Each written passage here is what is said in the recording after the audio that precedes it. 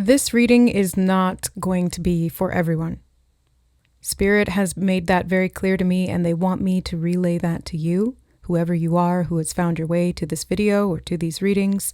This is not going to be for everyone. So if you've been called to this video, to these readings, this group of readings, there's a reason you're here. However, if you found your way here randomly or through curiosity or because you clicked on the video because of the title, you may want to reconsider whether these messages are actually for you. You can still listen, but do not take anything that does not resonate immediately or that doesn't feel quite right for you, because this is going to be a very, very specific set of channeled messages and readings for people who are very much meant to hear these messages, and it will be so blatantly obvious that they are for you that there will be no mistaking it. There will be no questioning it. There will be no doubt in your mind.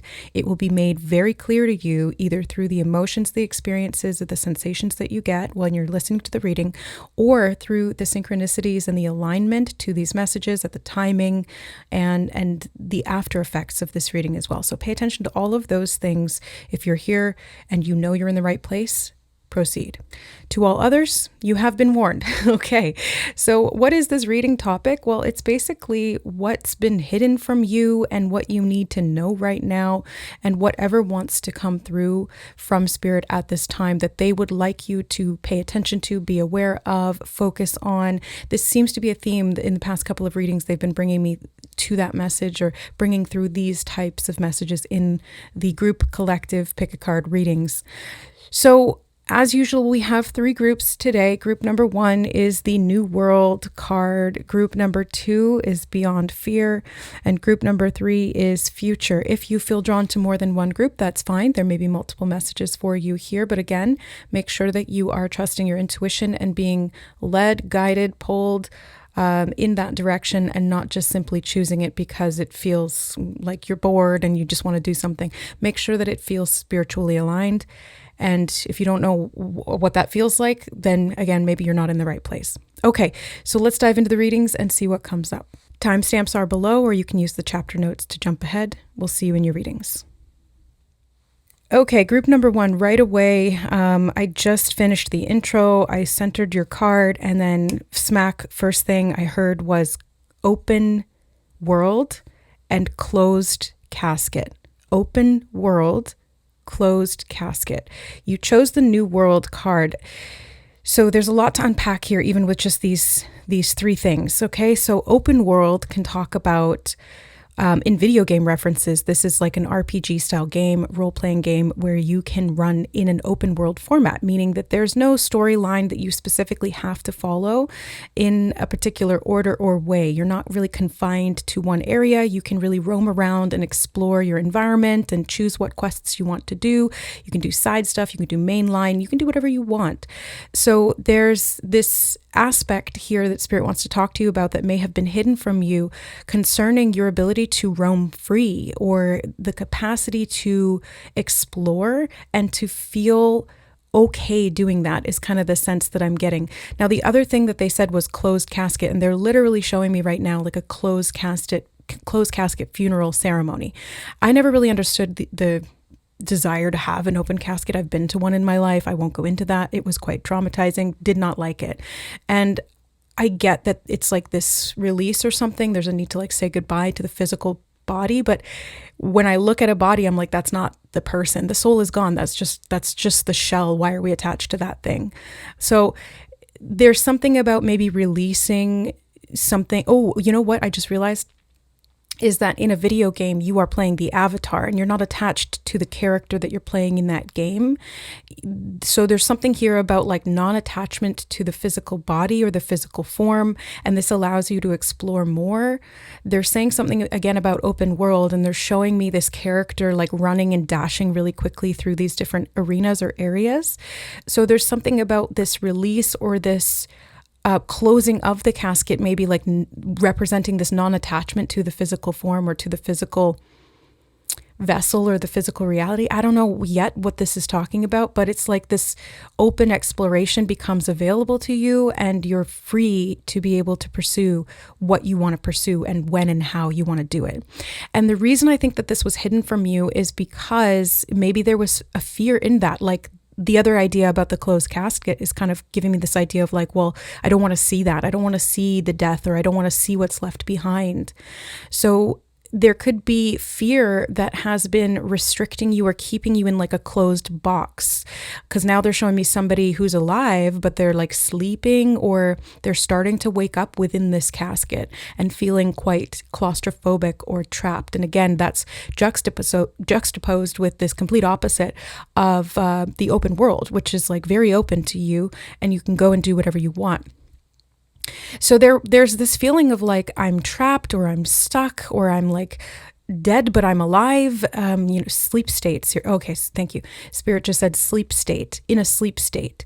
The Walking Dead, zombies, like feeling overwhelmed or burdened by life, and having that really take a toll on you and limit your capacity for freedom of growth or freedom of exploration.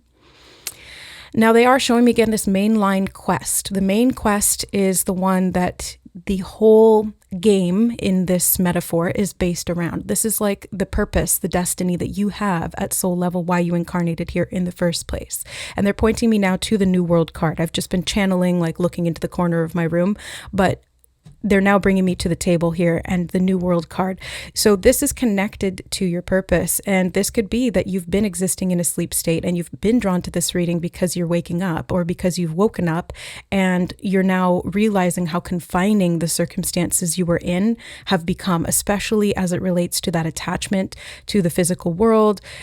They're saying something about 3D measures, or, okay, they're showing me a measuring, they showed me two types of measuring devices at once. They showed me a yardstick, like the wooden kind, and then they showed me like a tape measure that comes out of that little metal thing, and you pull it out and it's yellow, the ones. So there's two different types of measuring devices. One is rigid and one is malleable. They can be used to measure the same thing, but they can also be used to measure different things because of the flexibility. One rigid, one flexible. Okay, so this could be talking about how you measure the world around you, how you equate certain things and come to certain conclusions, or what you believe is true about your surroundings. And they're showing me the measuring stick. Oh, this is cool. Okay, they're showing me the open world, and you're like running through this huge landscape, and they're showing me this measuring stick kind of being like thrown out in front of you, and it's like flying off into the distance, and you're kind of like running after it in a way, or following it, or just seeing how far you can go. I'm hearing rules are meant to be broken. Okay, interesting. They're showing me the yardstick being snapped in half, and they just gave me a flash of like this is tricky information. They're saying something about like schools and using the rod. Like this is like what is it called? Not judicial punishment. Corporal punishment.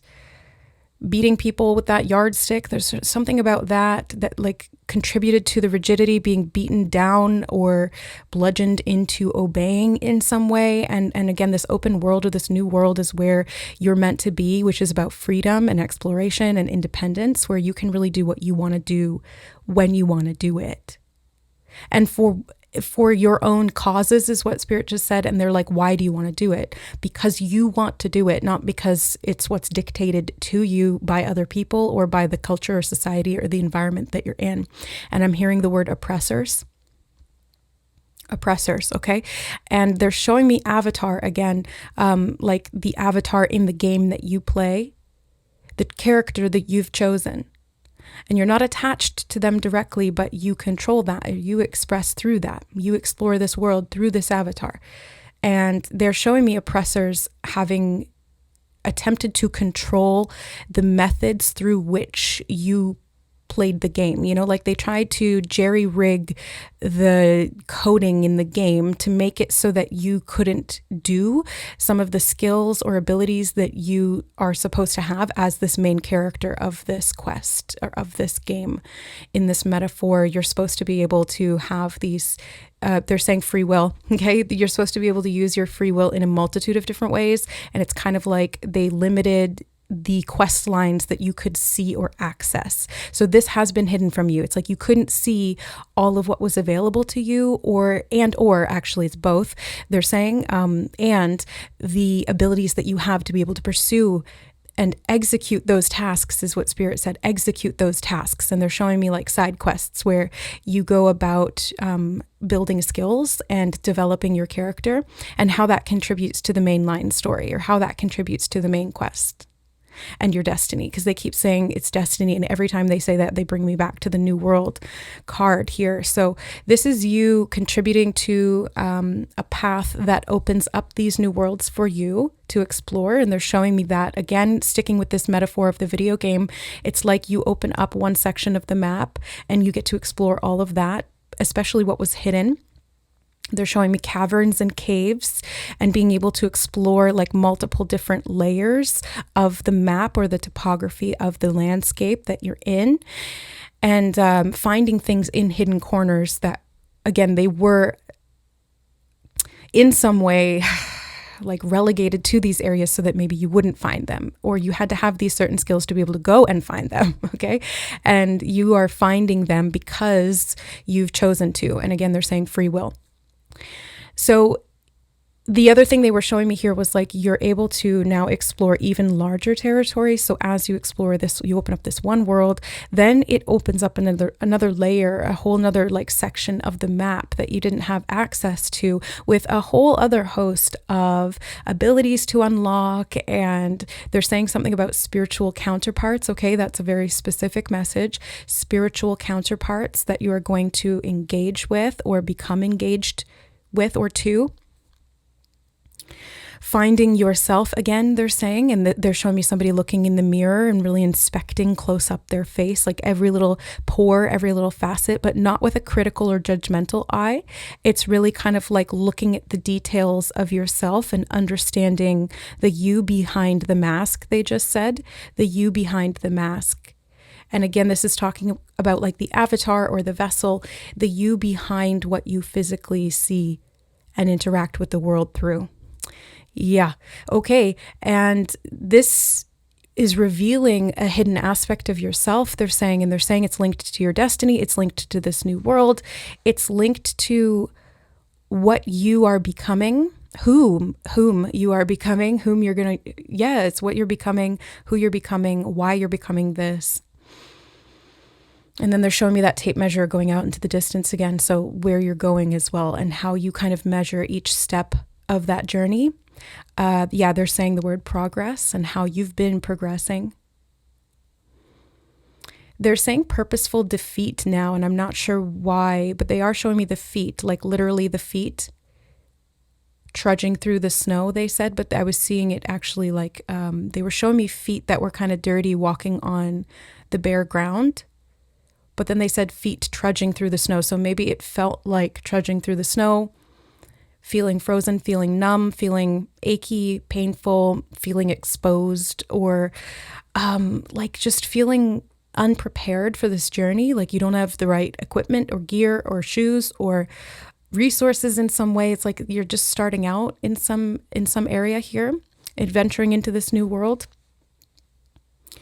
But I do get the sense here, group number one, that you are manifesting support in some way. And again, this is hidden from you, or you haven't seen it, and they're showing me something coming from above and dropping down into your field of vision or around you or into your lap in some way. It's like it's coming to you as you continue to move forward. Like you just stay focused on where you're going and what you want to be doing in the given moment.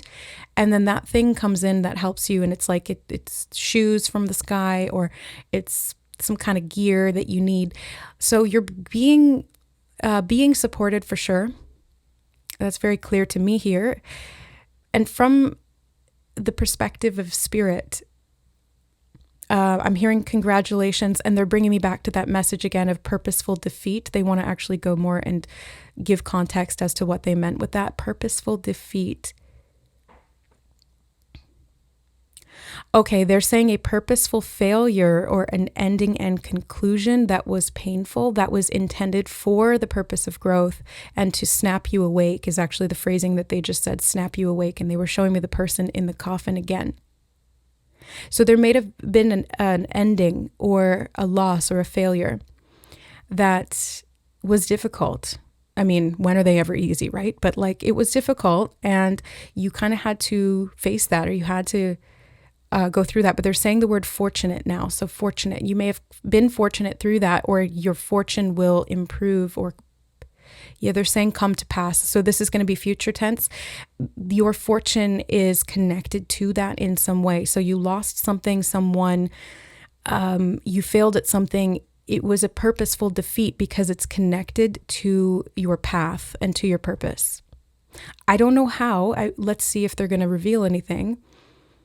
No, they said hidden for good reason. So some of this is being revealed to you to give you context, but not all of it, because there is future fortunes that are contingent on what you're doing right now.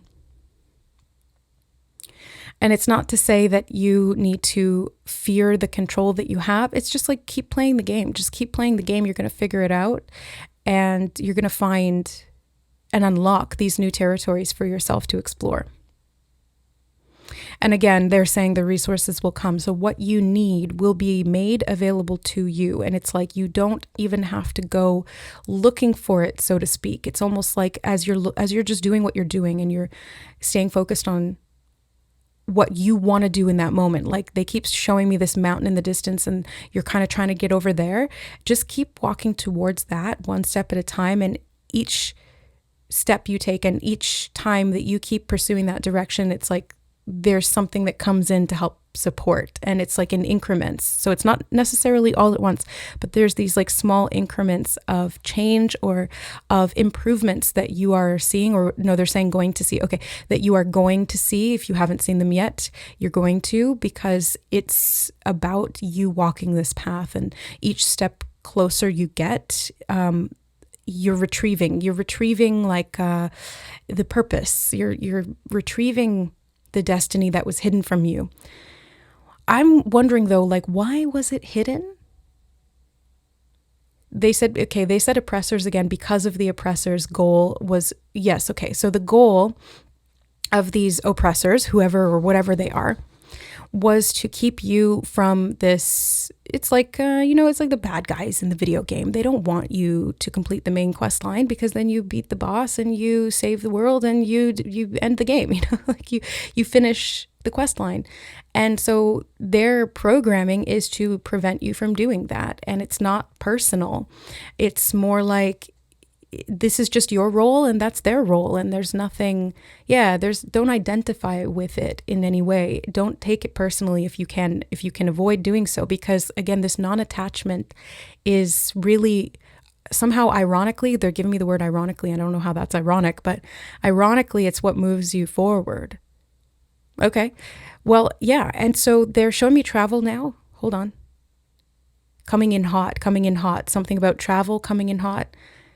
Oh, right. New world, open world. Yeah, okay. Makes sense. That message just came in like so, it like hit me in the side of the head kind of thing, it was fast.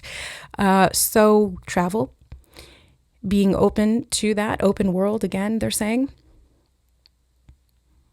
This can be about like boundaries. I'm hearing something about tariffs. Okay, I'm not going to go into that. That's political stuff happening right now. Not my forte or area of concern, but something about boundaries and borders and crossing and being able to open the world up to you in some way. So something that was, again, restricted or you felt limited or confined is opening up to you, and you're free to explore, you're free to pursue. I'm wondering what you're pursuing here. Like specifically, they keep showing me that mountain in the distance and like the terrain that you're crossing. But what are you, it's actually two mountains. They're correcting me, but they're saying clarify the vision, because sometimes I like not intentionally cut corners on what I'm saying, but like I try to summarize or translate in the most efficient way, and sometimes I'm not as detailed as they want me to be, and they're stopping me and telling me to be specific, and they're showing me like these two hills off in the distance. So there's like two small mountains, like not big jaggedy peak mountains, but like small sort of rounded hills. But from this distance, the perspective I'm seeing it through in the vision, it's like mountains, but they're hills. Okay, now there's this sunrise that's coming right in between them, cresting between the hills or between the mountains here, and they're showing me these beams or rays of light emanating from this sun, from this light source. So this does feel like a horizon. It's like the beginning of a new day, new world. Yeah, this is new expanse, new territory. There's a lot of newness here. It's new, it's fresh, it's a beginning. But it's interesting because, again, that is directly opposed to the image of the casket and the death. But it's not really, because when you think about it, it's circular. Every death leads to a new beginning. And every new beginning inevitably leads to death and an ending. You start one thing and you will inevitably finish it and start something else. And I think this is what's happening. It's like you've just closed something out here, group one. You've finished it, you're done, and there is a death process to that. And maybe you felt like you failed at what you were trying to do or complete, or it wasn't done to your standards, is actually what Spirit just said. Maybe you actually didn't fail, but you have a standard of completion that is very high, very stringent. They're showing me strict again. They're saying something about the borders, and they're showing me that meter stick of being rigid. Okay, discipline is kind of the sense that I'm getting here. It's like there's something to be said for that, like, right, in the right circumstances at the right times, great. Use that discipline to your advantage. But again, it needs to be balanced with that flexibility and the long, because the meter stick they're showing me is rigid, but it's also short. It's short and it can only go so far. Whereas the other flexible one is going long, far off into the distance. It's like it's infinite. It's infinite.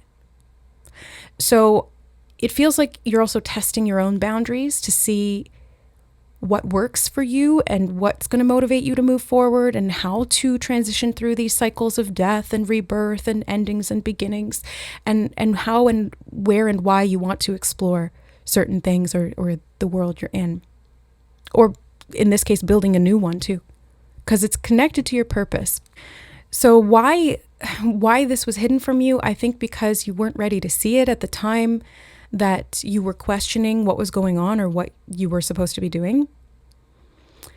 You also needed to learn the lesson of, they're saying something about behavior modification. They said learn the lesson, and then they said behavior modification. So maybe this was not being so hard or critical on yourself, like removing any perfectionistic lenses through which you were interacting with the world, because doing it a little bit more flexibly helps you to go further, to pursue things for longer, because you don't burn out, right? Or the discipline doesn't become detrimental, or you're not like too rigid, you know?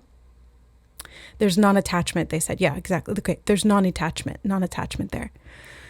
Now, the other thing connected to your purpose here with the new world and the development of that, whatever this is going to look like for you, it feels like a new, fresh start, like something that you've wanted to explore for a really long time, but maybe didn't see beyond the bounds of what was around you. Like you were limited by that awareness that was being kept at bay. Like there was hidden information about yourself and about the freedom that you have. And that, again, was intentional, but it was also part of you pursuing this purpose on your own, because they're saying free will again. They've said that several times now, at least 3 times. So you had to choose of your own free will to wake up or to pursue or to go out into the world at a particular time. It was entirely up to you how and when you did this. But they're showing me again, that person looking in the mirror, seeing yourself differently is what kind of like spurred this into action. Taking a closer look at yourself and seeing beyond or behind that veil or that mask, and seeing that core within you.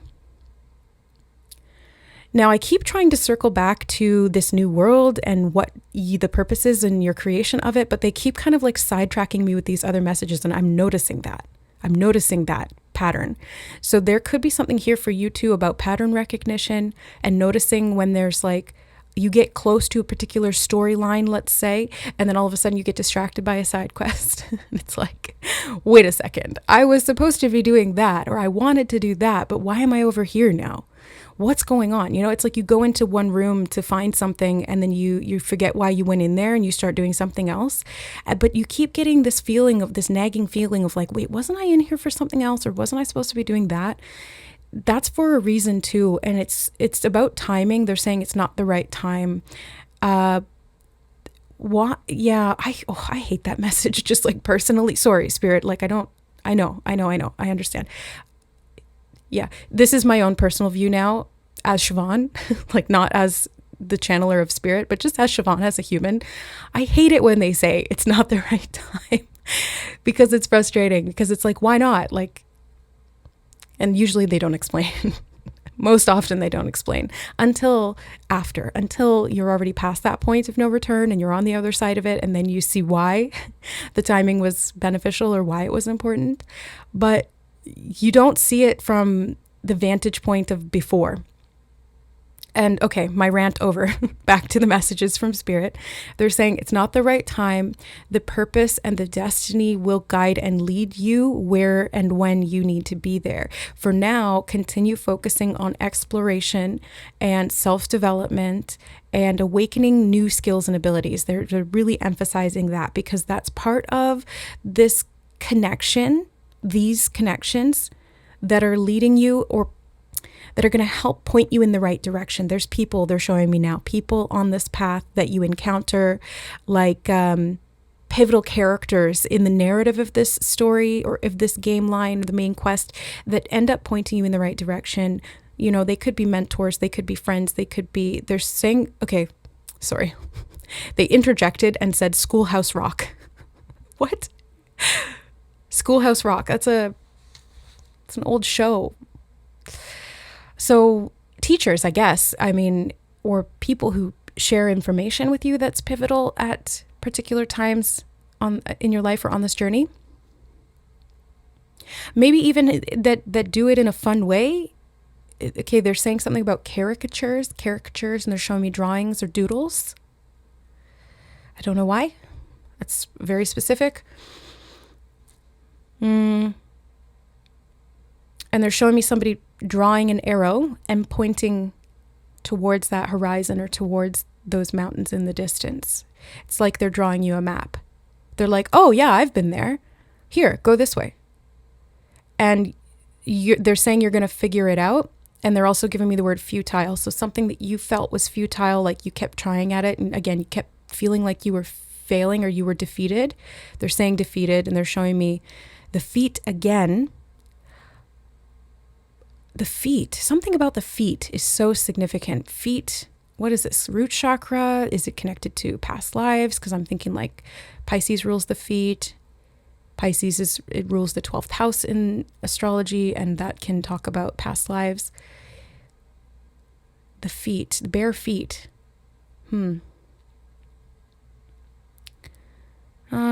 Yeah, so something that you felt defeated,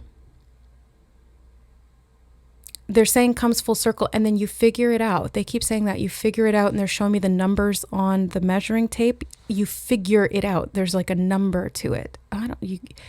You get your number, or you know how many steps. They're saying how many steps to the treasure. They're showing me like somebody going paces, 1 pace, 2 pace, 3 pace to the old oak tree, and then you turn right and you go from there.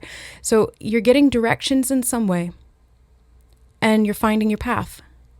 And they keep saying, figuring it out, figuring it out, figuring it out. So group number 1, you are going to figure it out. And it may not feel or look like that right now, but just trust. Just know. Just feel into this message and know that you're going to figure it out. And they showed me somebody looking in the mirror and doing the finger eyes to the self, like, look at me, we're going to figure this out. I'm the captain now. No, it's like you're saying, I'm going to figure this out. And you're telling yourself that.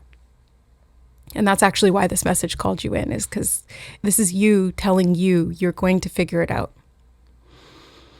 Yeah, it's like a future version of you is stepping in now and being like, hey, it's okay. We got this. We're going to find the path. And this was all for a purpose. It's not for nothing.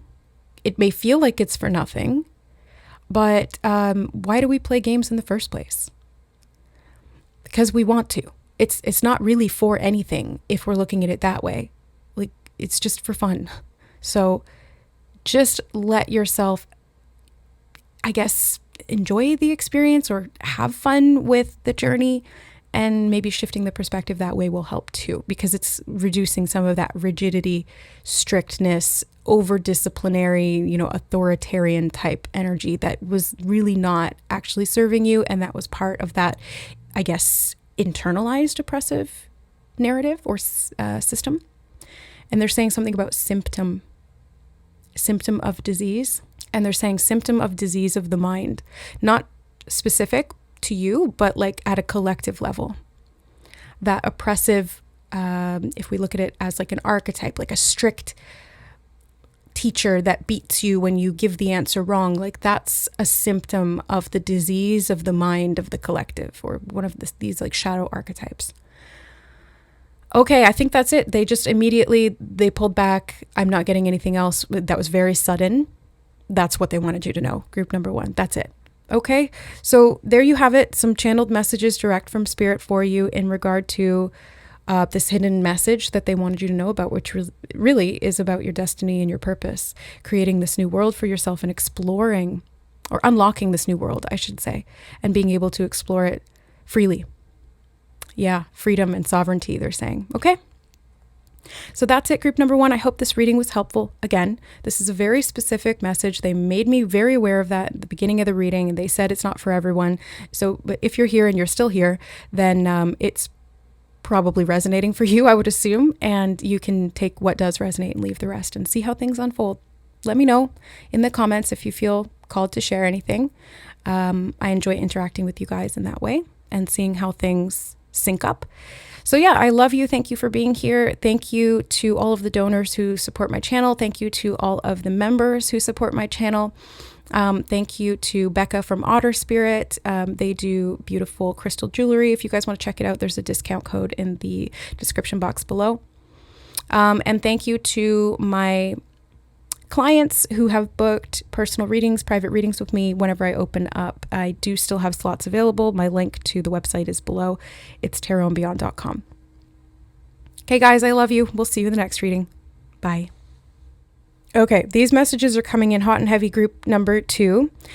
So, as prefaced in the intro to these readings, to this video, I mentioned that these messages are not going to be for everyone, but if you have found your way here and you clicked on this group, you can be sure that something is accelerating in your life, or it's about to speed up. And before I hit record on the camera, I was hearing the song, Let's Get Loud. Let's get loud, let's get loud. Something, something, something, scream and shout. So there's something that is about to get loud. And then they were showing me this skydiver jumping out of this plane, and how when the wind rushes past your ears because you're moving so quickly, it's very, very loud. I've never actually jumped out of a plane. I don't want to. I have no desire to jump out of a perfectly good airplane. But this is what they were showing me, was this sensation of the increase in the decibels of your surroundings simply because you are moving faster.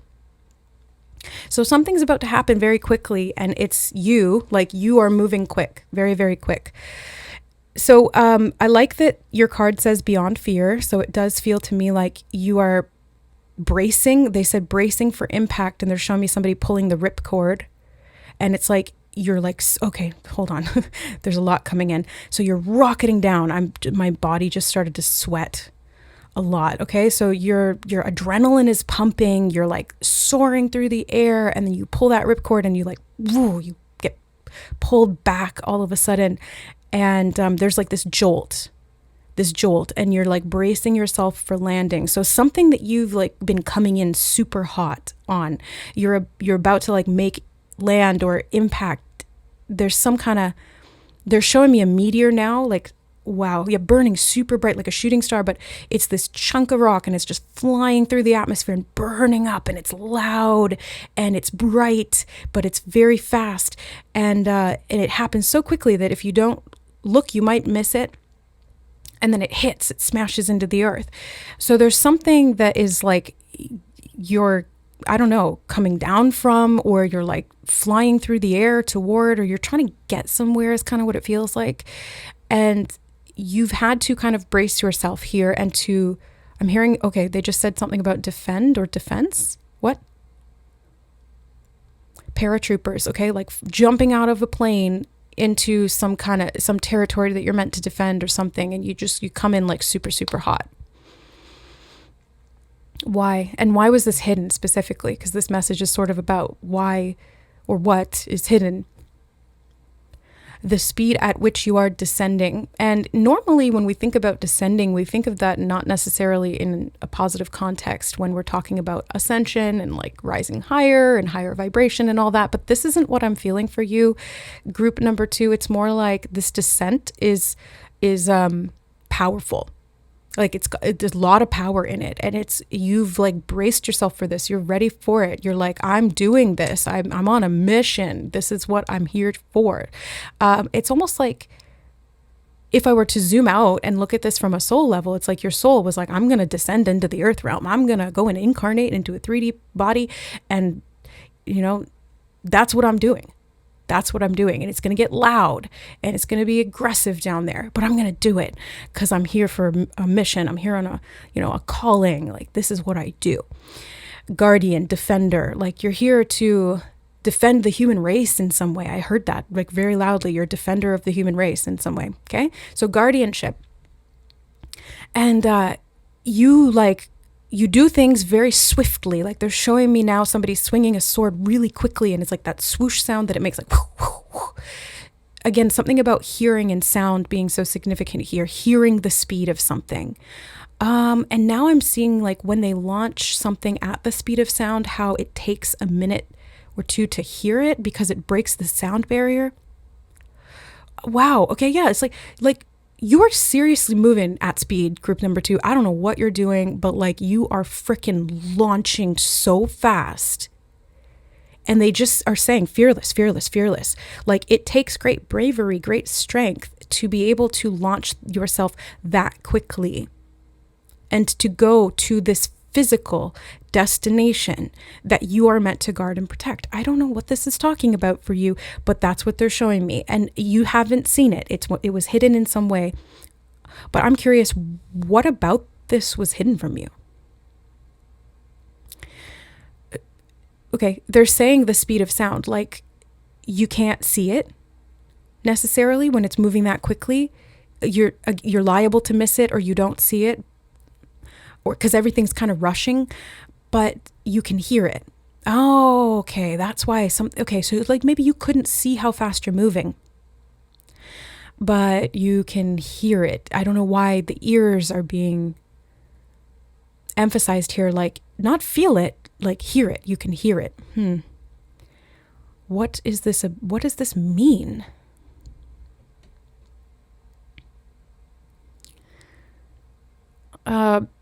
What? They're saying something about the status quo, and they said aggressively compliant, becoming aggressively compliant. Oh. What they just showed me was when, what is this called? I can't remember, but it's like an act of protest to follow rules so rigidly and so strictly that it actually like goes against the rule itself. I can't remember what it's called. There's an actual phrase for it. But it's like, it's almost, it's a form of protest against the rule by following it so rigidly that like it becomes aggressive and it kind of calls out the rule as being silly or being arbitrary in some way. And they keep showing me this rocket like launching through the air and breaking the sound barrier, and like this reverberation or like this ripple of sound goes out. the sound, the force of sound, and the like the impact that that can have on the environment.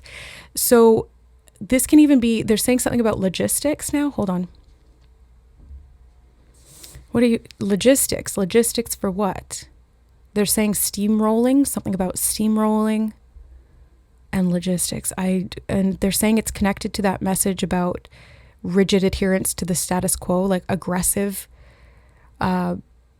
protest through doing the thing that is being stipulated. Steamrolling.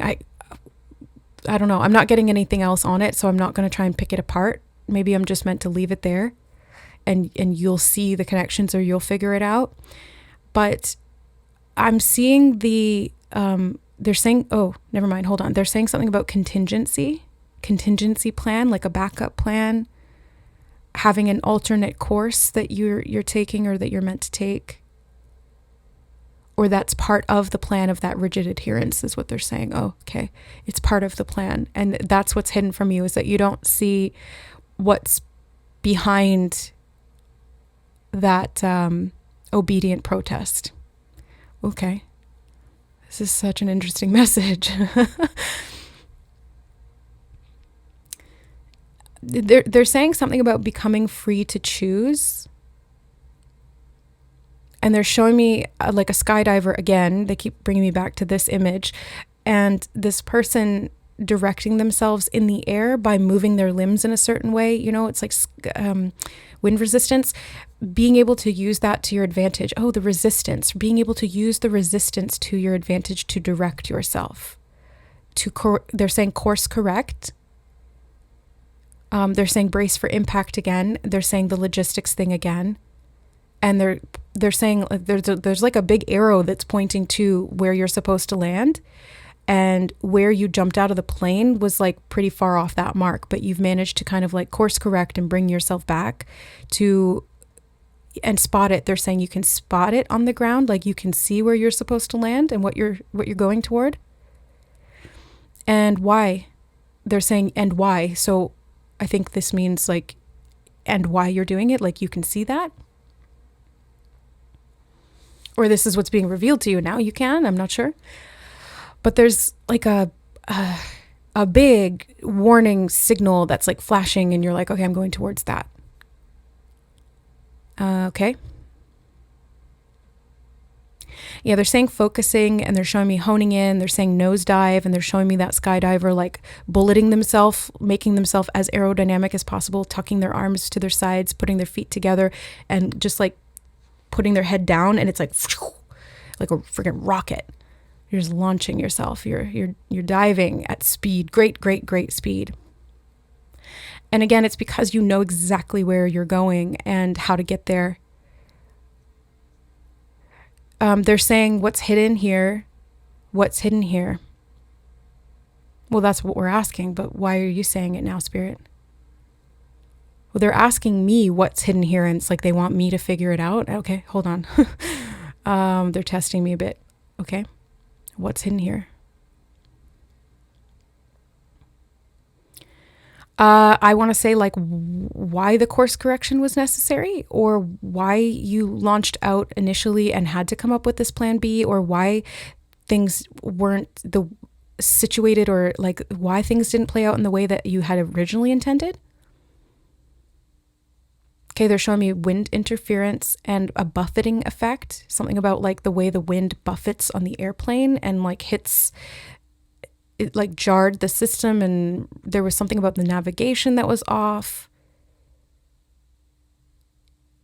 And they're saying something about a location and a school district. And then now they're showing me districts from the Hunger Games, like District 1, District 2, I don't know. So there's something about like the location on the land, where you were intended to fly to or go to, where you were positioned in some way. And that was hidden from you intentionally. I don't know why. They're saying something. Okay, they said the backup plan was a contingency plan. Well, yeah, isn't that the same thing? Oh no, they're saying like you not having awareness that you were going to have to use a backup plan, that you had to improvise on the fly, was the actual plan A. It's like the backup plan was the original plan. Does that make sense? And it's like you had this other idea in your head of what you were going to do, but it was hidden from you that actually wasn't the original plan. There was a whole other one that you were going to have to pivot and get to on your own, and you had to spot it. Something about the positioning of the fall and like where and when you were incarnated. They just said, oh, yeah, very specific. Where and when you were incarnated. And they're showing me that district again. It's like you chose a specific place or environment or family to come into at soul level. And it didn't go to plan. But that was, again, part of the plan, because plan A was actually meant to be plan B the whole time, if that makes any sense at all. So hopefully I'm explaining it. Hopefully I'm doing it justice, what they're showing me.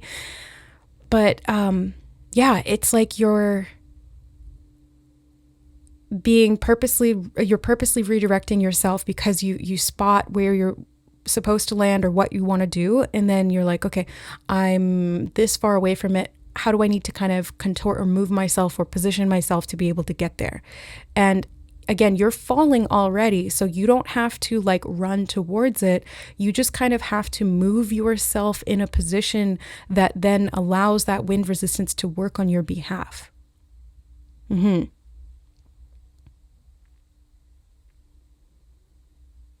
And they're saying something about a landing zone, and they keep showing me like this flashing light on the ground that's like, land here. Like it's very clear. So you can see it now, or you can, no, they're saying you can see it now. I was going to say, or you will. And they're like, no, you can see it now. You can see it now at the time that this reading has come to you, or you've come to it, but I feel like it's come to you. But they are saying something about, they're showing me a ceiling now, something about cracks in the ceiling and purposeful descent. Okay. Yeah. Okay. Anything else you want to say to group 2? They're saying something about pylons. Okay. Oh, this is literally talking about the Earth Grid Network, group 2. So you are a guardian host of the earth, and you work with those grid networks, and you plopped yourself down when you incarnated at soul level into a particular location, like a country, because that was a point on the grid that you were supposed to be working with, or that you thought you were meant to be working with, but you're going to be redirected and you're going to a different area. Maybe it's a different town, a different city, maybe it's even just a smaller like neighborhood, or it could be an entirely different country. Or a new timeline. They just said, okay, yeah. But that's also connected to location and the frequency there. But anyway, there's this purposeful redirection that you're doing because all of a sudden you see where you're meant to land, or what the original plan is based on what you're doing now, I guess. They're showing me cracks in the ceiling again, and I don't know what that's talking about, cracks in the ceiling.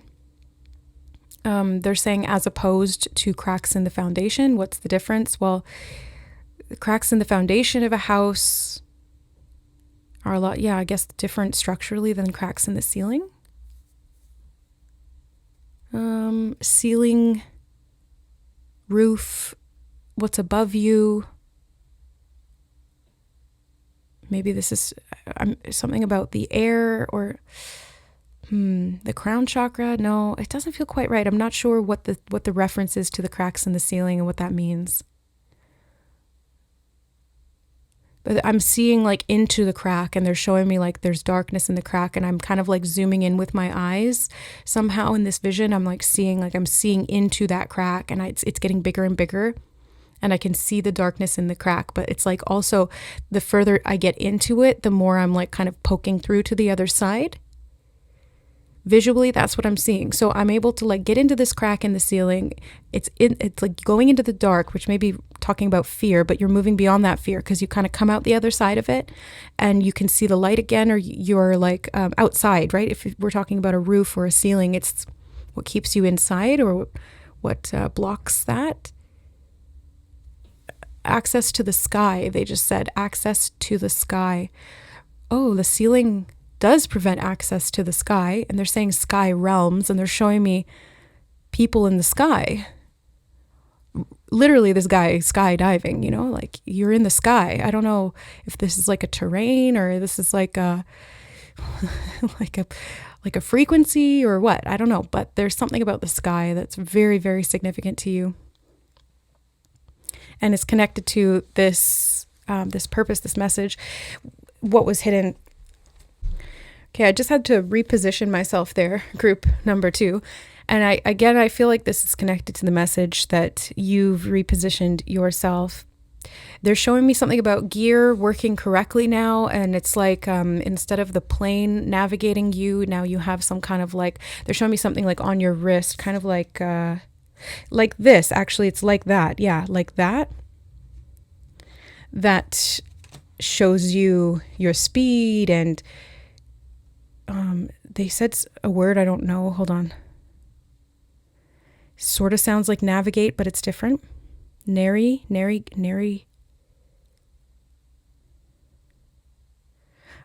I don't know. Spirit works with the vocabulary that I have, and sometimes they'll give me words I don't know, and I kind of have to like sound it out, or I have to try and figure out what they're telling me. Because the way telepathy works is like they use what I already have and then they pick from that. So like I'm not translating as if it's coming from a different language. They speak in English because they're using my own thoughts to translate the message. But yeah, something about nary, I don't know what that's talking about.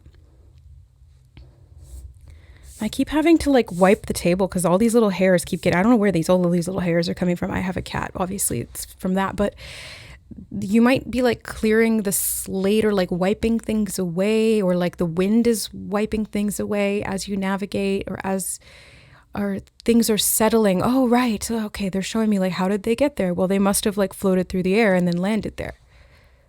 So they're saying star seeds. Okay. So star seeds, this is a message, group 2 for star seeds, the group who is called to this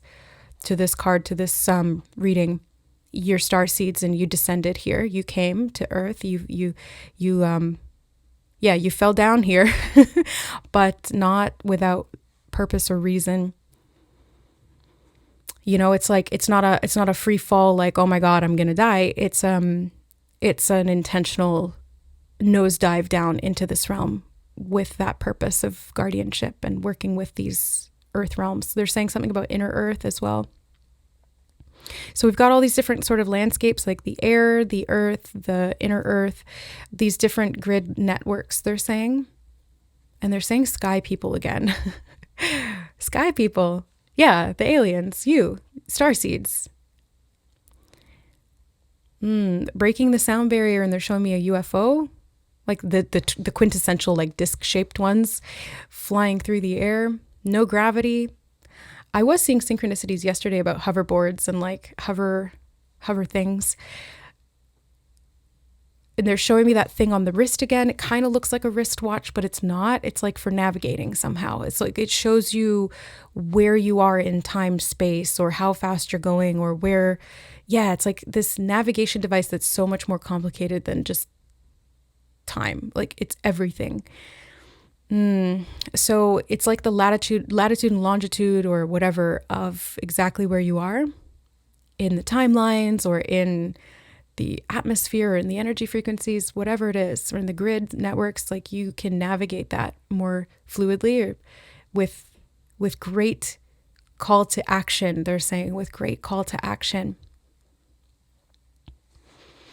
Now they're saying something about rallying troops and moving beyond the fear. That's like the card here, your main message. But they're saying rallying troops and getting everybody in motion. Now they're showing me a bunch of skydivers doing like that synchronized fall together where they're all like holding hands and making a circle. Falling through the air, synchronized together. And certain formations are important. Like the formations, it's like a team, right? Like if you're going to run a certain play, you have to be in a particular formation. Everybody has to be in position. It's like a dance troupe. If somebody gets out of line or out of alignment, then you're liable to bump into each other, and it kind of ruins the rhythm or the flow of what you're trying to execute there with this dance or with this plan, you know? So everybody needs to be in position, and they're saying X marks the spot, and they're showing me this big area that's lit up like the landing zone. It's like a helipad, you know, like a helicopter pad where you can see it from the ground, or from the sky. I mean, you can see it on the ground. It's made visible to you for a reason. They said periscope, which, that's under the sea. That's like submarines. Periscope, where you like stick the little telescope thingy up. Okay, you're going to see something from within the depths, or you're going to see, like, it's interesting to me that we have all these elements, and they're talking about sound and sound frequency, and the sky and the earth and the inner earth, and the ocean now is coming up. So, all these different realms and elements. And they are saying call to action again. They're saying something about undersea exploration, and they're saying skydiving, and then they're showing me a skydiver landing in the ocean and going down, diving again, but in a different element. Now they're showing me a paraglider, but then they also showed me a flash of somebody standing on a high diving board and doing like a very controlled, beautiful dive, like a swan dive or something.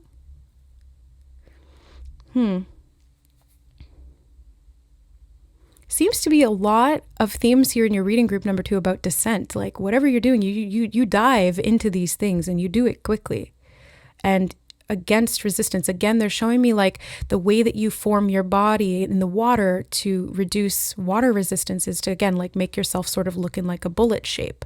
You tuck your arms in, you put your feet together, legs together, and you put your head down, or you keep it straight, like you got to make yourself aerodynamic or water dynamic in some way. And so it's to do with the fall. It's to position yourself. Now there's like hairs floating around the air and falling onto the table. I caught that one, but yeah, something about that fall. So significant here. And like the shape that you're in when you fall, okay? They're saying accentuates the speed. Accentuates, okay. And they're saying becoming fearless. So it's like if you have control over how you fall and where you land, then you're not really afraid of falling because you know and you're trained. Now they're showing me the Red Bull guy. You remember that when the Red Bull guy like jumped out, or that astronaut jumped out of the space station that was just above the Earth's orbit or something like that. And he did like the biggest descent that's ever been done. Like he jumped from outside the atmosphere into the atmosphere, and he did a controlled fall. And like there was a lot of fear that he was gonna spin out and black out and then not be able to land safely, or that his gadgets or his gear would malfunction or something would go wrong. But he did it, and it's because he did so much training to be able to do that. And this is what you've done here, Starseeds, in this group. Like, you've trained for this, you know how to do this. And yeah, there might be fear that comes up as you descend into these lower timelines or realms, or to do this guardianship, or to do the hosting of the planet in this way. But like, you know what you're doing. You know how to do this. You trained for lifetimes, you trained for eons, you did a ton of soul work to be qualified to be able to do this. It's like paratroopers, you're specialized, you're like Navy SEALs, you've been through the training, rigorous training. Spirit just said rigorous training. And they're saying, remember the protocol. And if you don't remember what it is they said whole self. I was trying to say, if you don't remember what it is at the human level, and then they interceded, or they interjected in my thought and said whole self, then return to the whole self, because that knowing that's in you is there. The training is in there. And it's like, it may show up in you as instinct, like you just respond in high stress or like conflict situations and you know what to do. Either physically, this manifests in what you deal with at a human level, or spiritually, you know how to respond in crisis because you're trained for that. You kind of just like go on autopilot in a good way, because you're not overthinking it or overanalyzing or panicking. Like you're able to move beyond that fear and to flow. And I think that's really, really the main message here. And what was hidden from you about this was maybe you didn't even know that this training was something that you've done, or maybe you didn't know that there was a redirection of the plan intentionally so, or maybe you didn't know about some of the things we've talked about in this reading or that have been brought up. But they want you to see what was hidden, so again, you can fall intentionally and you can direct yourself. And they're saying focus. So like when you get focused, it's like a laser beam, or it's like you're going to break the sound barrier, how fast you're going to go.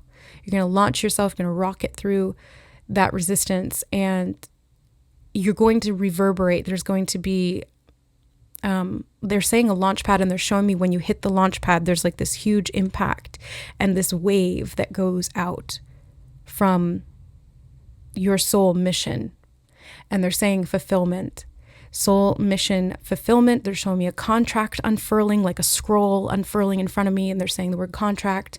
So this is something you wrote into your soul contract that you intended to do when coming here. That's really what the soul contract is. It's just like you being like, this is what I'm signing up for. This is what I want to do.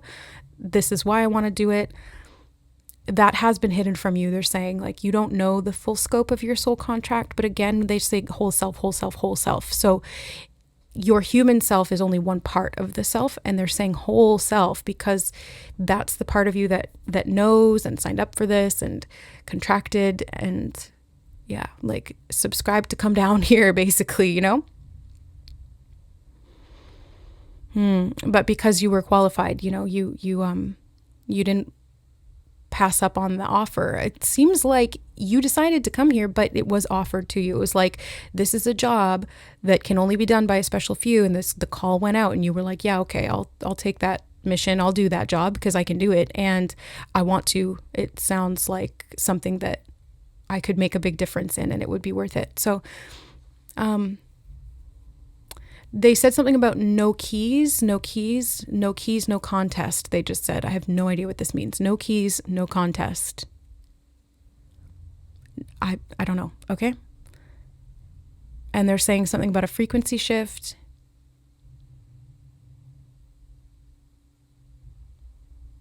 They're saying expulsion, broken school rules. Okay. Again, was that in this group that we were talking about? When I channel, sometimes I forget, but they're saying something about expulsion and breaking school rules. But again, it's almost like you adhered too rigidly to those rules and then broke the rules, or the rules are meant to be broken in some way. Or maybe the expulsion is a good thing because they're showing me somebody getting kicked out of a plane now. It's like you needed to be kicked out of the plane or expulsed. That's not a word, but you know what I mean. Because you were supposed to go elsewhere.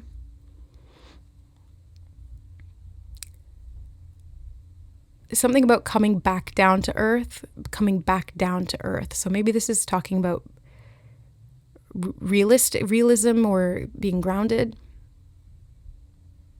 Ground crew, they're saying ground crew. Maybe this is not your first rodeo. I would bet that it's not group number 2, because if you're highly trained in this way, it's not your first rodeo. It's like you've been to Earth before, you had to for your training, and it's like you had to do certain other life missions and life quests and life experiences in different incarnations before you could do this one, because again, that's like part of the training. And they're saying the word rigorous again, so you've probably been through a lot. Like you're not a new soul in that sense. You're very experienced. Again, all these hairs on the freaking table. Every time I look down, I channel kind of looking out into my own head, but the hair's just all over. So everything's kind of falling into place, and you might have to be doing a little bit of like cleanup work. They're saying something about retrievals. But mission code, they said, all right, something about mission code and retrievals. And they're saying no keys, no contact now. What did they say before? No keys, no contest. So no keys, no contact. And they're showing me that contract again. All right. And now they've brought me back to the beginning when they were singing Let's Get Loud, and they're singing that again, or I'm hearing that song playing in my head again. So something's going to get loud, or you're getting loud about something, and it's part of your contract and your mission statement. And they want you to move beyond the fear, to break through to the other side so that you can kind of like break this barrier or this resistance that was keeping you stuck, or that felt like you were not able to propel yourself forward. Okay. And you're going to land, and you're going to get like, you're going to anchor that in some way, or you're going to reverberate that out in a really powerful move here, like a power stance is what they're showing me now. They're saying something about calculations or calculations, and they're showing me that connected to that navigation, calculating, recalculating. And you're just kind of like honing it in. Basically what they're showing me is like you keep kind of adjusting, like incrementally adjusting, moving towards that target, that goal, that landing pad. Yeah, and that's the frequency shift. So the adjustments you're making are the frequency shift, and it's tantamount to like moving your arm in a certain way when you're falling through the air. It's like you're able to redirect or like counter that wind, use that wind resistance to your advantage. They keep saying that. So I think that is, no, they said there's more. Hold on. They said magic. They're saying mana. They're saying manifestation, magic, mana, manifestation. Like there's something about your ability to create your reality here that they want to touch on before you go. They're saying again, frequency shift, and they're showing me something spiraling through the air. Like it's dancing like this, like a spiral, or the way the wind resistance moves, a spiral. Spiralized, something spiraling or spiraling down. Wind and vortex patterns, something about that, like the way that wind moves in vortexes. Like it tends to spiral like that. Tornadoes, hurricanes, things like that.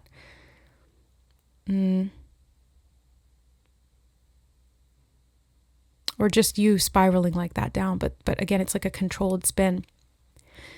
Or you can counter it to control it. But okay, there's something else here I'm missing. Wait, one sec.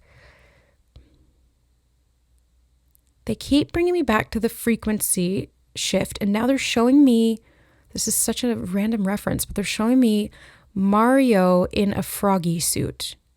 Mario from like Super Mario in a froggy suit, which I don't remember which game that was in. And I don't remember what the froggy suit was for, but it's like, I guess for hopping or something about frog totem energy or transformation or healing or life cycles or regeneration. I don't know. But like, why Mario? Why the froggy suit? Why is that connected to this message? I guess I will just leave that there for you, but that's connected to the frequency shift they're saying.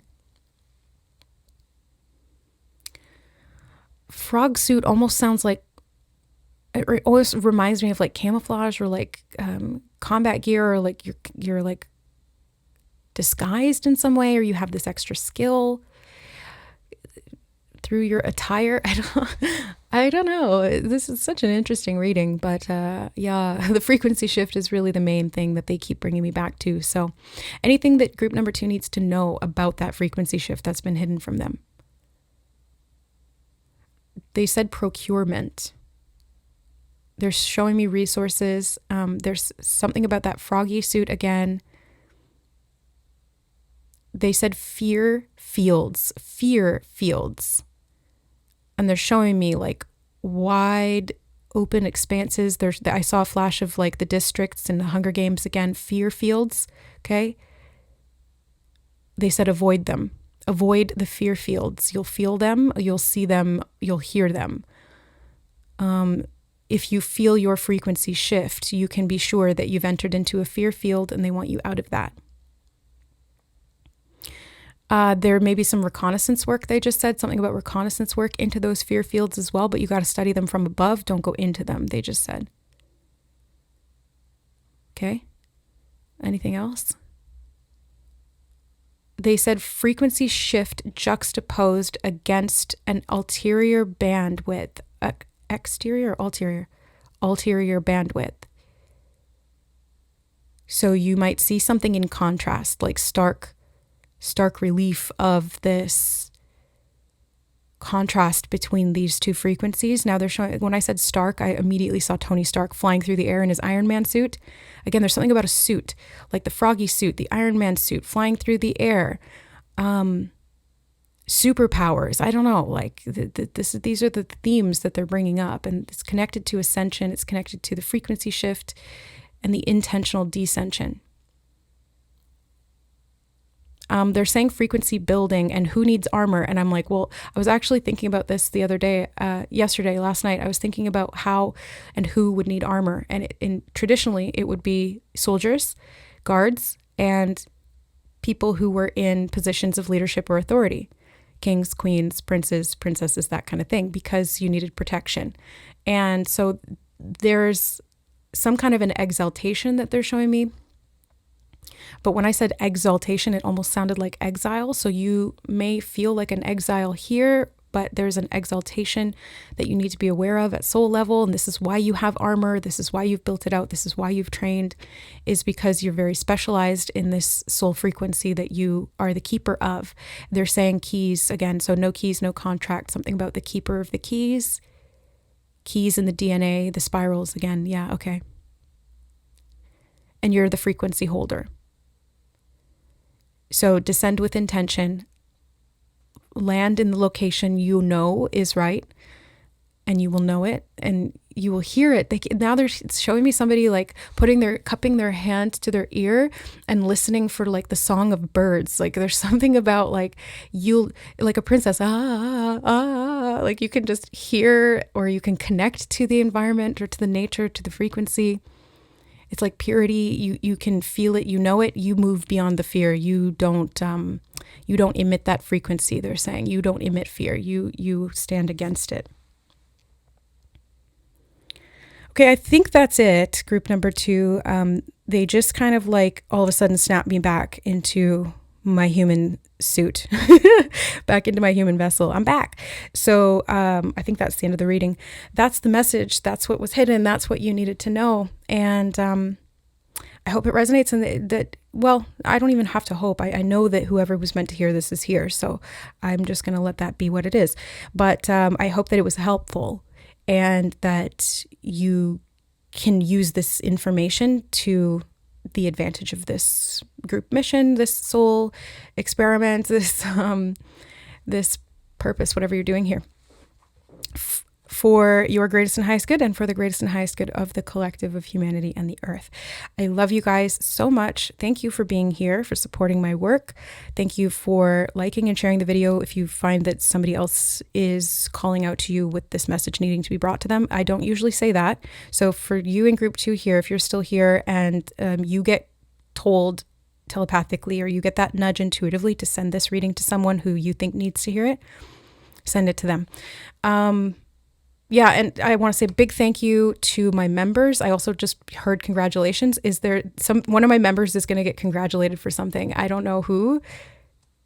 Somebody is going to get congratulations. I don't know what's connected to, but yeah, that's just a random side message. But thank you to my members for supporting my work and helping me to continue doing this work here on the channel. Thank you to Becca from Otter Spirit for the crystal jewelry and the discount code, which is in the description box below. And thank you to the clients who support my work and keep me doing this work again, collectively, who have purchased readings as I've recently made them available in this like little short spurt or container that Spirit has told me I can do. So that if you are looking to book a reading right now, they are open temporarily. Very temporarily, and the link is in the description box below. Okay, I love you guys. We'll see you in the next reading. Bye. All right. Hi, group number 3. Last but certainly not least, you guys chose the future card. You were called here. So right away, I'm hearing something about what? Okay, the first thing I heard was purpose, but then right after I heard pimple popper and something about Dr. Pimple Popper. Ooh, gross. I know some people like watching stuff like that. That's not my cup of tea, but I don't know why they're bringing that up all of a sudden. And they're showing me, again, like something about the future or looking into the future. I'm seeing eruptions. Okay, so like volcanoes, something erupting. Dr. Pimple Popper, like erupting something, bringing something to the surface in the future. Seeing something arise. They're saying arisen. They're saying something about your purpose. This hidden message, it was under the surface. They're showing me like magma under the surface, and then it erupts, it comes out, becomes lava, it's visible, and they're saying strengthens. Something about this strengthens you and your purpose. They're showing me like destiny. They're saying that like destiny, almost in like a hushed but excited voice, like whispering it to each other. Destiny, this is the destiny. So you're getting a little bit of forewarning here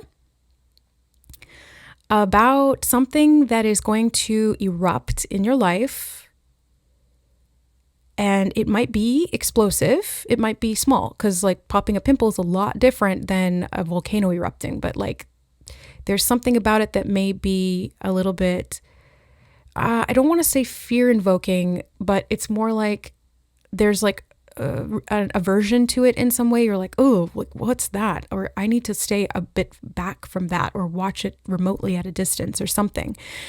That's fine if you want to do that. Maybe this is what they're talking about here with the future too. It's like it's in the future, it's remote, it's at a distance from your current right now perspective. So yeah, maybe this is what's actually helping to stabilize it. They just said the word aggrandized. And aggrandized then in my head also sounded like a gran dies. So like grandmother dying, or they're saying something about the way of the world. It's the nature of all flesh. We all die, unfortunately. Well, depends on what perspective we're looking at it from. From the human perspective, we don't want to die. From the soul perspective, death is like, oh, finally. Like, what a relief. Wearing that suit was heavy. Yeah, so I guess it just depends. But there's something about your future that they're not like warning you about it. It's more like foresight, just having the foresight to be able to kind of arm yourself in some way or prepare. They just said something about people pleasing. And maybe there's like some anger. They're showing me that lava on the surface again. Maybe your anger comes out. It was repressed from within you, where it was hidden, and it comes out. You don't have to lash out in any way. Maybe you're going to a doctor about something that's physically manifesting on your body because it's repressed anger or repressed shame or guilt, or they're showing me these emotions, like even grief. Yeah, like these really intense emotions that kind of have been simmering under the surface and building up pressure. And then they kind of like, they need to come to a head in some way. And if it's happening physically, you might be going to the doctor, or somebody you know could be going to the doctor and seeing kind of like what this symptom is representing emotionally is what they're saying, like for context, because the body is manifesting these things as a symptom of what's been repressed or pushed down underneath the surface. And that's not always the case, but it can be. And in this particular instance, it is. So yeah, they want you to have awareness of that, because if you can interpret it correctly, especially if it's happening to you, you can be more intentional with like how you let that strengthen you, how you understand the context and like be able to work through those emotions or what's been hidden under the surface, and to actually use that to build something new or to cleanse yourself. They're saying something about cleansing yourself, and they're showing me magma again, but they're showing me like that hard rock lava, like the lava becomes like that black, what is that called? Like lava rock.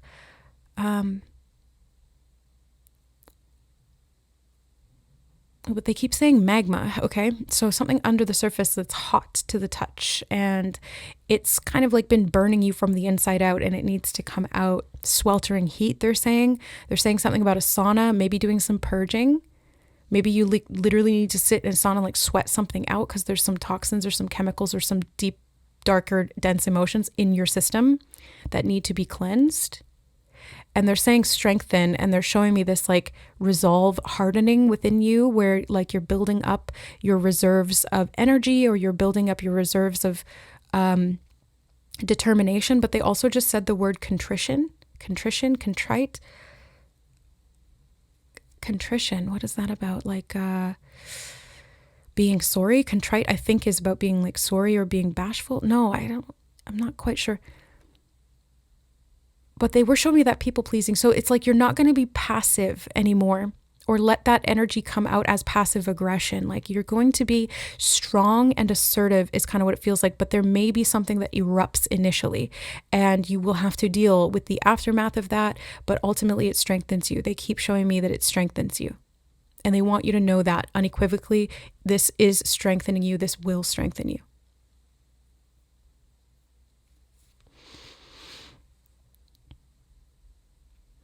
Okay, they just said becoming numb. And now they're showing me like the inside of the magma in the volcano hardening and becoming ice. Wow, that's an interesting image. How would that happen? Like, how would it freeze like that? Maybe freeze response, your body shutting down that intense emotion because it's overwhelmed, and then freezing. This can be like when we're triggered in the moment by certain people or situations, or when we have that aversion and it becomes overwhelming, we like shut that emotion down, and then we can't express it in the moment. But then because it's frozen temporarily, it builds up. And then over time, it becomes that hot magma again, and it starts to build pressure. Even the ice itself, they're showing me like if the magma freezes, weirdly enough, obviously that can't literally happen, but in this metaphor, it's like that ice can still create the pressure because ice expands, and so it's like pushing on the rock, or it's like pushing on the earth. So something needs to come up and out here, and it will in the future, group number 3. Like whether you like it or not, it's going to come out. And so this is why, if you have foreknowledge about this, and you can start to let it out slowly, like release the pressure a little bit at a time. And it doesn't have to be a whole volcano. It can be like these little pimples that you're popping, proverbially speaking. It's like you're able to deal with these little things one by one, instead of having this whole thing kind of like, they're saying blow your top, and they're showing me somebody with like comically like a cartoon where they've blown their top and their head becomes this volcano of steam, and all of this smoke is coming out. So you won't lose your cool, you won't shut down either, and you won't go overboard. Like you'll be able to kind of better regulate yourself and stay stable. And this is what they're talking about with strength, being strong in the face of adversity, they just said.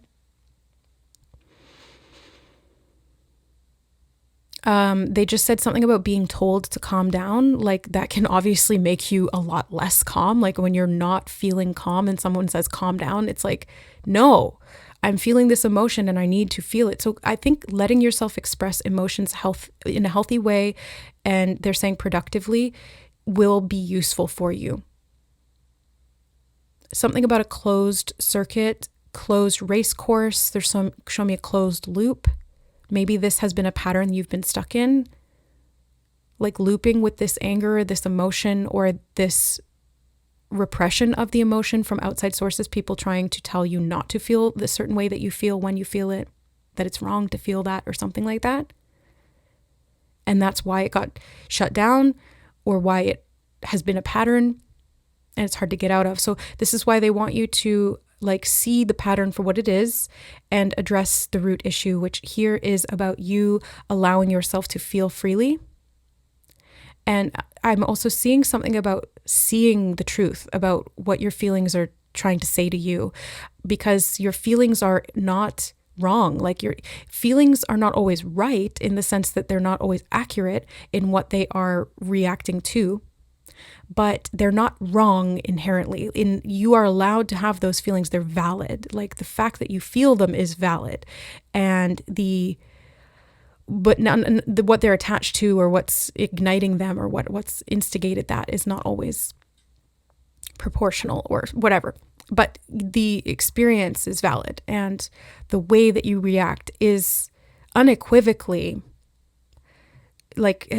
tied to something that is real and practical for you internally. The experience you're having of that, and the level to which you react, even if it's to something small, having a huge reaction, it may seem disproportionate, and that's quote unquote wrong, but it's not, because it's pointing you to something else. It's clearly like the reaction is showing you why it's so big for you. So it's about listening to your emotions and not feeding them and being like, yeah, more of that, but just listening to them, understanding what they're trying to tell you, so that you can feel through them what you need to release or let go of, or blow off some kind of steam here in a healthy, productive way.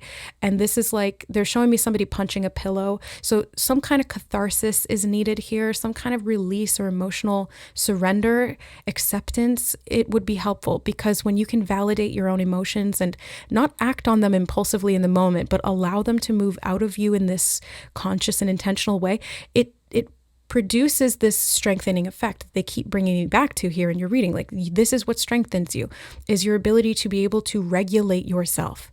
You can regulate your own temperature, is what they just said. Group number 3, you can regulate your own temperature. And the reason they want to make this very clear to you is because in the future, there's going to be something that tests that. And they're saying something about strengthening your resolve now, because it will help you to see that what would have been a big thing as actually quite a small thing. Now they're showing me an example of somebody stuck in traffic having road rage and reacting in this really like aggressive, loud, big way, versus when you've regulated your emotions, you're seeing it's just traffic, like it's fine. But it's like that person is not reacting to the traffic. They're reacting to all of this other stuff that's built up under the surface that they haven't dealt with, and they're responding disproportionately to the traffic because it's a proportional response to what's going on underneath the surface. Does that make sense? So like, it's not wrong, but it's not right either. And this is why we need to be responsible with our emotions, and why Spirit is like preparing you now, because maybe this isn't even you. Maybe this is somebody else who's going to react around you, and you have to be strong to not let that sway you into reacting in a particular way. So again, it's like, if you can stabilize and you can ground yourself, and you can do the emotional work a little bit at a time each day, fostering this connection with how you feel and what you need and what's coming up, irrelevant of what is actually happening around you, just honoring and expressing your feelings to yourself, because this is a valuable relationship with you that you have and have built or will build. And this is like, it's protective. They're showing me this is like a protective. Now they're saying something about New Earth, and they're showing me the lava there, again, forming into this very stable landmass. It's like, you know how islands can be formed from lava or from these eruptions.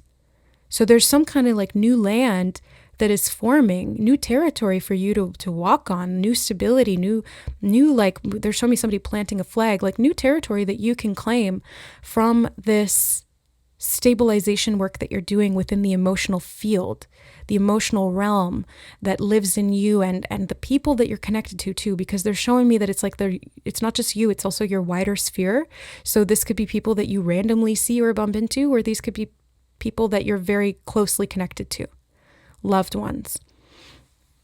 Now they're bringing me back to that message about a loved one passing, or, you know, moving to the other side.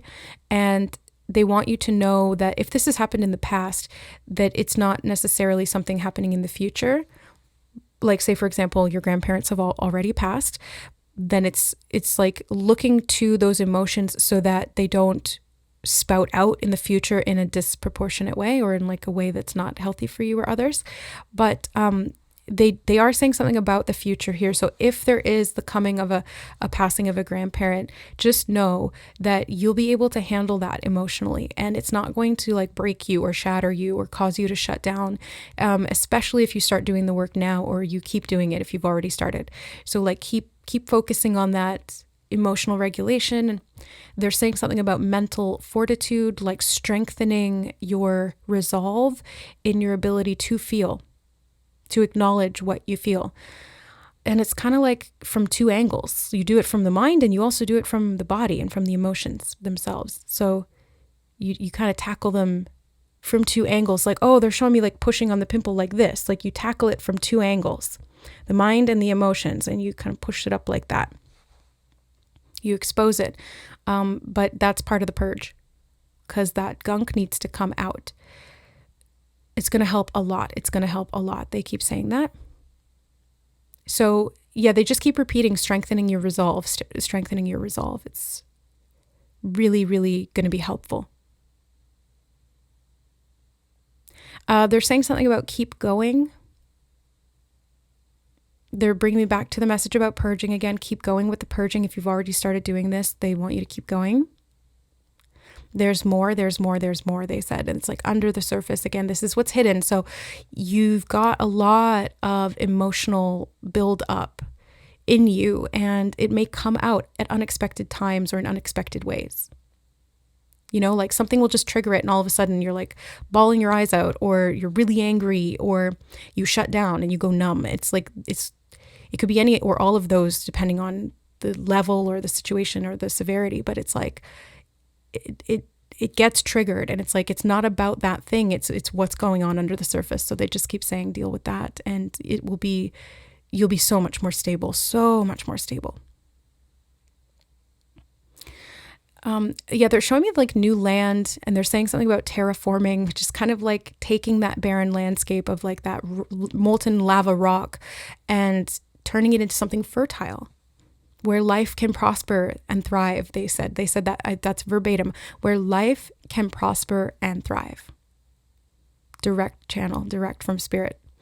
So you're able to build something really beautiful on this now stable foundation, where once there was this liability that like something could erupt at any time and shake the foundations. It was like very sort of temperamental, and they said temperamental, temper your mental, temper your mind, and your emotions. Temperance in the tarot is about pouring different things into the cup to get the right mixture. Yeah. Tempering can also be about tempering steel or tempering glass, strengthening something. And it's an exposure of hot and cold with tempering steel anyway, which they showed us there with the lava being extremely hot and the frozen ice being extremely cold. Frozen ice, ice, the frozen magma. So yeah, there's something about tempering or steeling yourself for something, having that resolve. They keep bringing me back to that. Just like really strong. But strong things are flexible. That's something that they were showing me a lot of the last couple days leading up to this reading. They were showing me stuff about how, like, if you're going to temper something, you need to have flexibility. There needs to be, because strength without flexibility is brittle and is liable to break. They showed me that with glass. They showed me it with steel. And they also showed me a reference to how if you put too much protein into hair without enough moisture, the hair will become actually brittle because it's stronger, but it's not flexible because it's not moisturized. And so it breaks off and it can cause damage to your hair.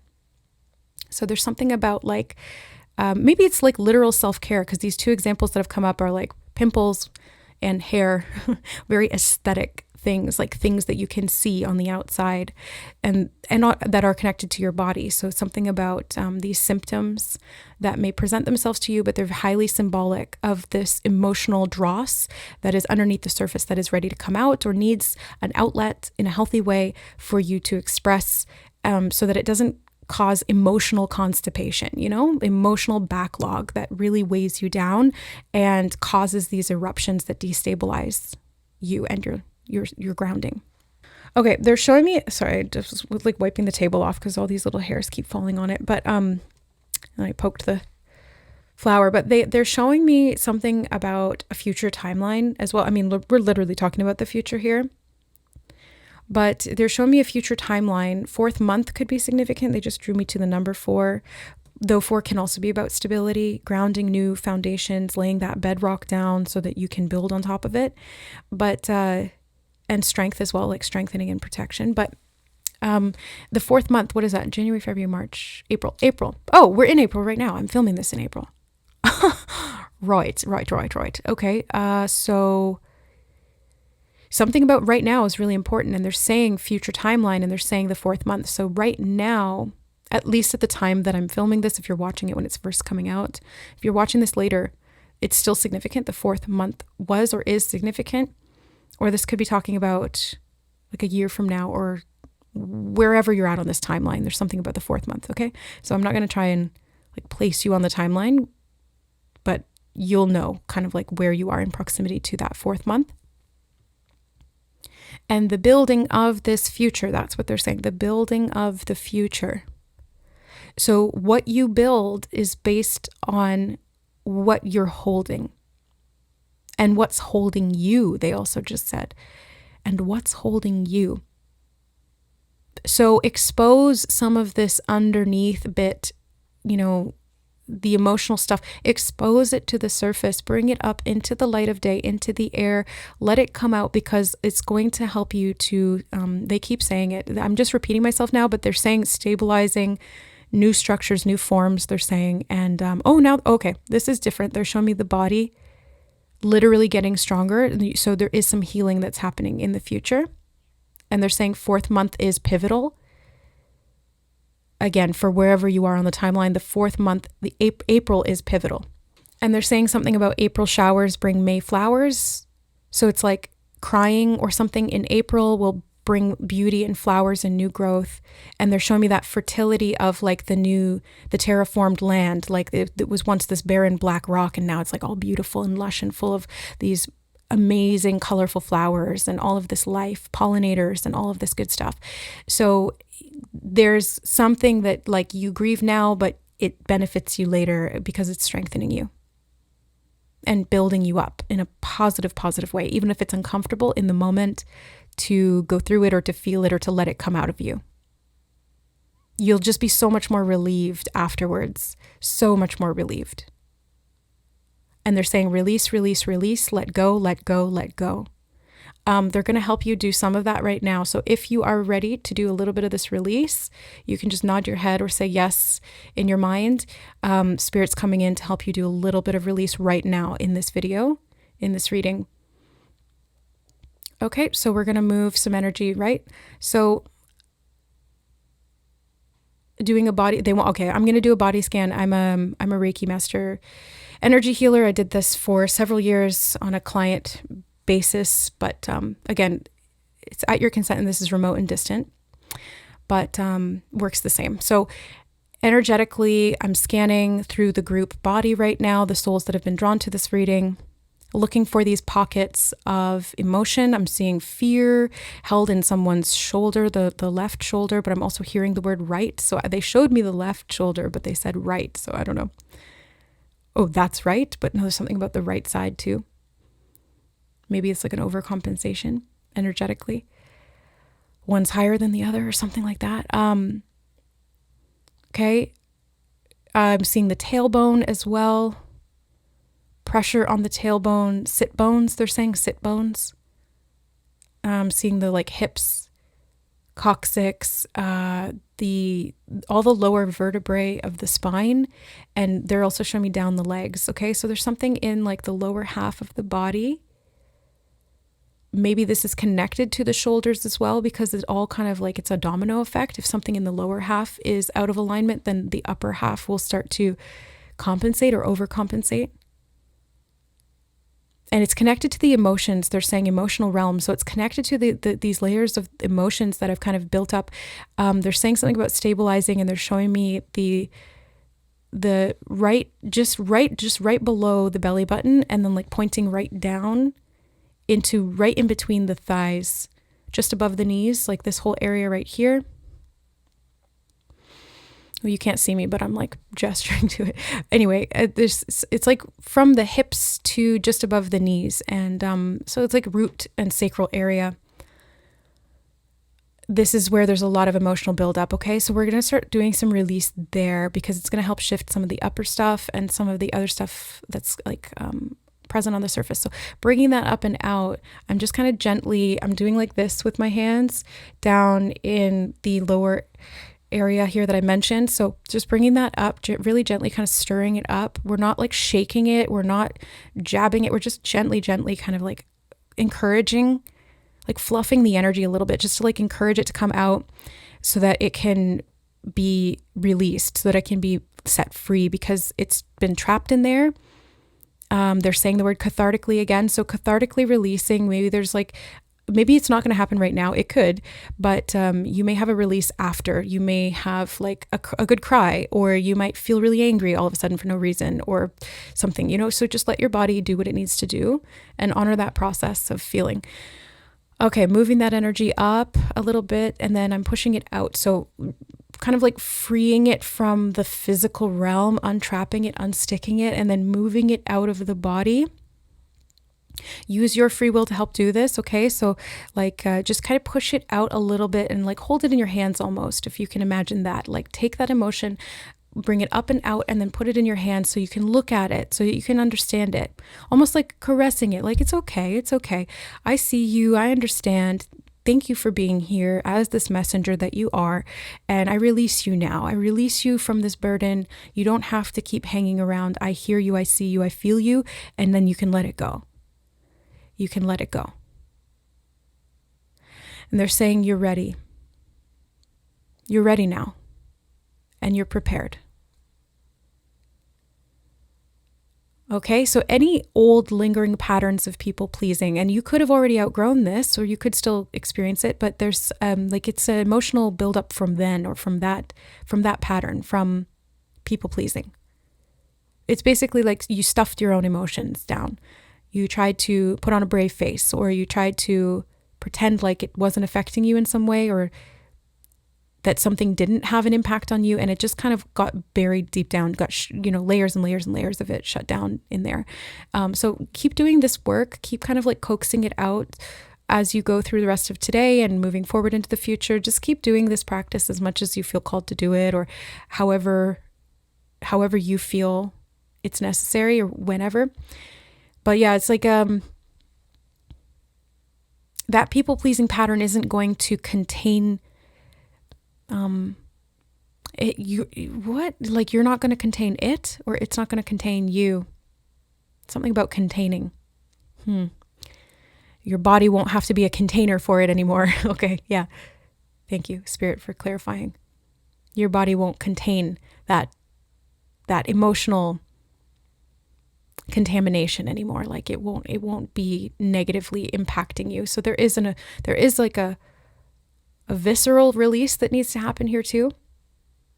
They're saying something about rolling your hips, and they're showing me somebody kind of like moving their spine from side to side, like kind of shimmying around in your seat, moving from side to side, kind of like releasing the lower back, the spine, the hips, even rolling your hips. Something about those hips is really significant here in the low back. Yeah, opening that up is going to help. Maybe even doing some somatic release work there too could be helpful, because a lot of it's stored right down in there. And it does have an effect on the upper energy, the upper body. Okay, group number 3, I'm going to close this out now. So we're just going to like thank your body for being able to open up and release this, and to trust you as the caretaker of your vessel to feel these emotions and to release them in a healthy, progressive way, so that you can build for the future and create something beautiful. Keep in mind that there's layers to this, and you can keep going at your own pace as it feels safe. Don't push yourself too hard, but also don't deny those emotions when they attempt to rise within you. Okay. They're saying something about relegating to the past. Like if you've put something in the past and you're like, I don't want to deal with that, it doesn't mean you have to reopen that Pandora's box and go back there and relive everything. It's just kind of like take a look at those emotions that you've tried to distance yourself from, and please, they said people pleasing again, but now they're showing me you pleasing yourself. Like, please yourself with your ability to acknowledge what was, but not be attached to it anymore, and let it go. This could also have something to do with the sacral chakra, because I've noticed a couple references or phrasing that they've used being about, like, you know, the sexual stuff. So maybe this is connecting to that as well. And there's some release around that needs to happen, like you feeling more connected to your body, to your literal genitalia, things like that. Because there's something here that needs to be emotionally worked through. And the sacral chakra it rules emotions, it rules sexuality, it rules fertility, and it rules our senses, our bodily senses. So yeah, looking at those areas is going to be helpful here. Okay, so that's what I have for you, group number 3. Interesting reading. Future looks great as you stabilize your emotional field and you really anchor yourself, and you're going to be building so much from this. So it's going to be really beautiful and you're going to thrive. So that's the message that I want to leave you with. And I want to thank you for being here. We're going to close out the energy healing space for your greatest and highest good, and the greatest and highest good of all always bathe you in light now and release you in this beautiful, I'm seeing like this beautiful flower blooming and opening, and you're like on the inside of it coming out. So it's like a rebirth. It feels like a beautiful, innocent, sensory rebirth. Okay. Yes, beautiful. Okay, guys, I love you. Thank you for being here. I hope that this reading was helpful. Again, just take what resonates and leave the rest, because these are group readings. But you were clearly called here for a reason, because in the intro, I even mentioned that this reading is not going to be for everyone. It's very specific.